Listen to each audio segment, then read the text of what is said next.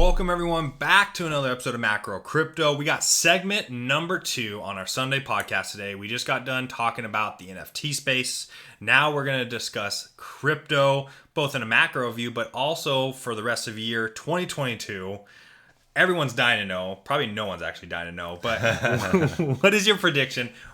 We're moving sideways right now. What's going to happen in the coming months? Are we capitulating? Are we going to start mooning? What's happening in your eyes? Not what you hope. Well, what is your sentiment in the current market right now? That's a loaded question. It is. Because of course we have bias. Of course we have... That's why I said not what you want. Yeah. We want to hear what is your current sentiment. Obviously, or sentiment. Obviously, you want prices to go up. Yeah. We're all positioned for prices to moon every single day. But what is your current mood with the market? Current mood, man, it's pretty split. I have Anthony Pompliano, we have, Will Clemente, all these guys like, the on-chain data says we're going to the moon. Only time in Bitcoin's history that XYZ has happened, we go to the moon, and then I see guy Cryptoverse, into the Cryptoverse. Benjamin Cohen. And he's like, he always brings you back down to earth and makes you really think about it. He comes back. I want to take all my crypto out when I hear him talk. Yeah, exactly. He shows like there's a very similar metric, but like a different metric, but opposite story. The only 3 times Bitcoin's going back to 10,000. Crypto goes down 40%. I'm like, fuck, And I have to give credit to Benjamin Cohen because at least someone is discussing those options, because if we don't think in ways that on all courses of action that can happen within the crypto market, we're playing the game blind then. Yeah. So I do have to applaud him for at least going out there, because that's not the best type of news that people want to hear or discussions, but it's something that you all should also look into. If you haven't had a chance to watch Benjamin Cohen, go get yourself into his channel. Discusses everything pretty straightforward and is not really trying to pump his own bags. He's just giving you the information. But if you see the Twitter polls, Benjamin Cohen posts them out. Also, even Pomp does. The sentiment, just like you mentioned, for yourself, it's split almost 50-50. Sometimes I see 52-48. Where are we going? Are we going to Goblin Town, or are we heading to the moon? And when you see that, you're like, how do I navigate this? Yeah. I just gotta wait and see now. Yeah. Like, that's all you can do. Yeah. You just wake up every day checking your phone, like, same as I went to bed. Yeah, it's still just that sideways, getting closer to that, a breaking point where we're either going to break up or break down. And I think a lot of these metrics are pointing to that, to where we're going to see a big move. Probably this week. So I did tweet that, few weeks. Mentioning that it just feels like something big's about to happen. Now, of course, I want the big move up, like anybody. But when I say something big's about to happen, I just feel like it could go either way big. Yeah, exactly. And I think the thing that makes me lean towards we could see a little downward action, probably 2 things. Number one is, you zoom out and you look at this market, the 2 local highs we've had around 68, 69K, and then how long it's taken in between each of these little cycles, these highs, these lows. Things aren't resolving that quickly. This isn't 2017 where we're getting these parabolic runs. I think it's going to be a slow climb up. So I do think we could see a little bit more of drawdown, then a spike back to these levels, and then a slow grind up. And the second thing is the global situation. We have the war going on in Russia still, or Ukraine, and Putin threatening nuclear stuff, and the global supply chain crisis, the inflation of the dollar, just crisis left and right. And I think all of those do not help the case for a bullish scenario In the short term. Correct. So that's where it's like, okay, when you don't know what is truly going to happen, you never truly know. But this is, I feel like it's a mind fuck, or like, sorry for my language. But basically, like, you just have no idea where this is currently going to go. And you look for the smartest minds within the space, and they're back and forth on different parts of where their mind is at as well. Yep. And so it's really a confusing time. So the best way to navigate the space is just to continue having that commitment for the long term. Yep. And don't put yourself in a bad leverage position where you're just going to get wrecked one way or another, because if you start shorting things or you start longing, you will get wrecked in this scenario. Yep. And that's another YouTuber who I've mentioned before, Crown's Crypto Cave. He talks a lot about open interest leverage, or the open interest leverage positions in the market, and it's adds I think like $12 trillion, 12 billion. I forget what the number is, but basically, normal or a level where he feels like we would see a reset is like 11 or 10. We got up to around 15 when we saw these crashes coming back down from that 69K high. Yeah. So he's thinking we need some washout of these long positions and these short positions, and it could happen on either side. Yeah. So we could get shorts washed out, and that could clear out a lot of the open positions. But I think, that's just another argument for we're going to see a big move pretty soon here, because some of that needs to get washed out before we can really go higher. Yeah, and I feel like it's going to happen when we all least expect it. No matter what happens. If everyone really starts panicking and, the sky is falling, we're going the other way. Yeah. As soon as, people really like, it's happening, chaos, everyone's all excited, like we saw with the 47, up to 47. Now we had a draw back down to 39. Everyone was pumped a few weeks ago, but now we're right back where we started. Yeah. So it will come when we least all expect it, and when that is, I don't know. It's fun to predict, but in this type of market, it's just sideways, and it's I mean, and what it's anticlimactic, if I should say so. What are your thoughts? With altcoins, we have a bunch of little positions in altcoins, and it's like, do you want to continue to hold those because you don't want to miss the pump? But then if we have a dump, it's going to be that much more brutal. Yeah, they've already just gotten beat up to a point where I've put myself in some altcoin positions I wish I wouldn't have. Obviously, when you have an idea of where the market might trend, and you take that bet on that, and we did that back in October of last year, thinking where the market was going to head, and we all got duped in this. And that, no, we didn't get that blow off top in December that we were all anticipating, or at least continue. Even the smart individuals that are even considering a bearish phase, Benjamin Cohen has said it himself many a times that did not see what's going on right now happening. And now from this point, I'm just holding out hope on mine almost. I'm just holding these bags like, all right, let's hopefully we get a pump here. Because if we do see a capitulation, yes, those will just bleed even harder. It's hard to even imagine they'll bleed harder than they are especially currently. Looking at some of the charts. Hey, Kuja. Looking at some of the charts, we know it's like, wow, this coin is almost already at its all-time low. Could it go much lower than this? Yeah. Well, that's also like, you have to start seeing like anyone that's pumping alts right now, in my mind, I don't understand it. Yeah. Like, how can you, and maybe you feel differently, or any of you out there watching might feel differently. I just don't think it's a smart decision to allocate into alts right now when the market's like this.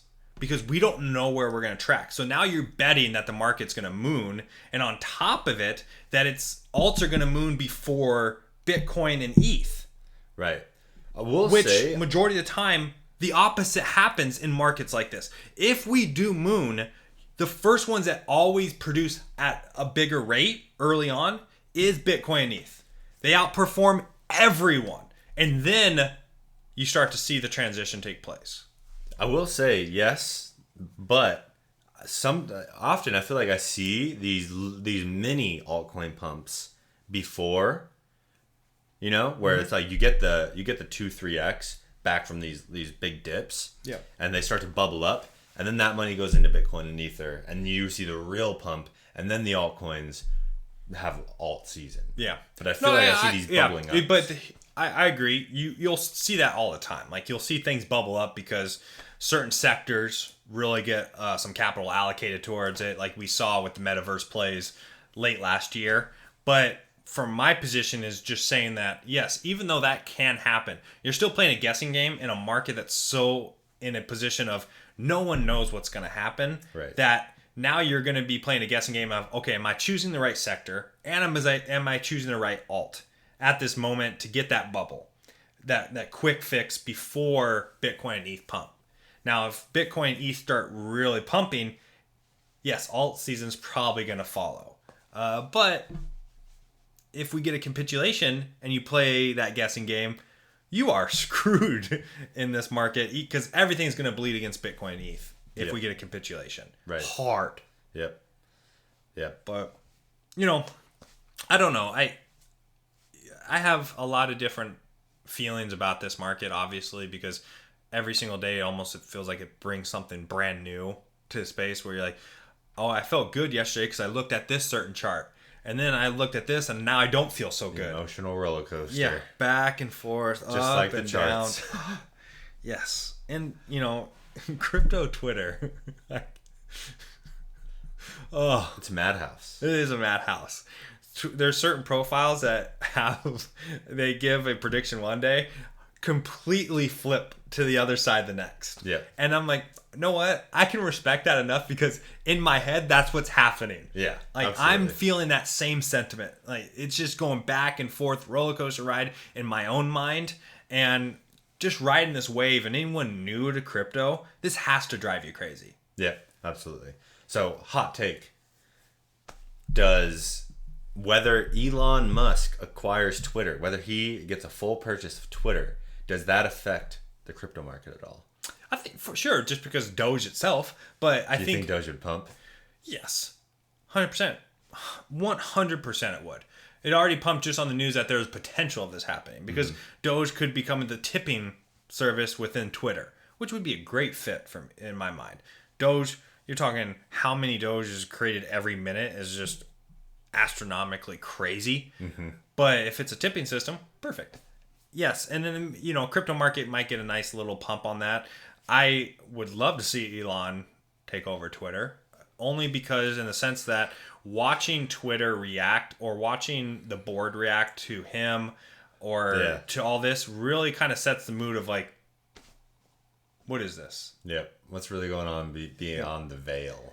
Exactly. And not to say like I want one person controlling probably the most dominant social media platform for delivering opinions across the space, but I would love to see a decentralized one. I will say that, but maybe Elon might get us a step closer to that because of the influence he has with some others in the space, and how much he really truly loves Bitcoin and Ethereum as well. So I think we do get a pump from that for sure. Maybe a small one. Yeah. What's your thoughts? Yeah. Same, of course, could see the pump with Doge. It could also be one of those things that's buy the rumor, sell the news, where we see a little bit of a dip with Doge if that actually happened, or on the day that it happens, one of those types of things. But Doge is so weird to a point where like I don't think buy the rumor, sell the news, because in regards with Doge, because there at one point he would just tweet Doge, and it would pump. Yeah, and that's his. Yeah, definitely a different beast, For sure, and I don't think Doge will be anything more than, a way to, maybe potentially as a purchasing power into. It's going to be the cryptocurrency of Mars. It could, if that was the case for that ecosystem, sure, but there's just so much of it out there, and so much of it being minted, and it's uncapped. Just it's crazy to kind of think about, but the idea that Doge actually becomes successful, I'm fully on board with it, because that just means crypto is being adopted in different ways. Doesn't need to mean that I'm not a Bitcoin maxi, love Bitcoin. I'm not an Ether maxi, love Ether. I'm a crypto maxi. Want crypto to succeed, want NFTs to succeed. I know you feel the same way. Yep, absolutely. I know that was probably a little longer than 15 minutes, but it's just an opportunity for us to chat about it, get a different perspective for the viewers from your end, where your headspace is at, and just for us to chat, about crypto through YouTube instead of just over the phone like we do on a daily basis. Yep, absolutely. So yeah, that 30,000 foot overview. I feel like if I had to choose one way or the other, I imagine the markets probably dip a little bit from here, but I'm not confident enough in that to put any money on the sidelines. 100%. I agree with that, but see, that's where we just differ. See, this is a good 50-50 split. You think a little capitulation is going to potentially happen here. I'm viewing that we're going to break out here in the coming weeks, coming days. And when I say coming days, I mean probably more, at least 7 days out, a little further. But there's a lot of news in the space that's really challenging. Like you said, the entire world economic system right now is in a world of hurt, not even just the US dollar. And then on top of it, the one thing that we could not have is that Russia is considering using cryptocurrency as a form of legal tender, a form of payments, accepting of payments for their materials and goods and resources. If that happens, I'm just in a position where I think the news cycle will really demonize crypto because of that. And so you think it wouldn't be bullish? Because I could see it being rather bullish.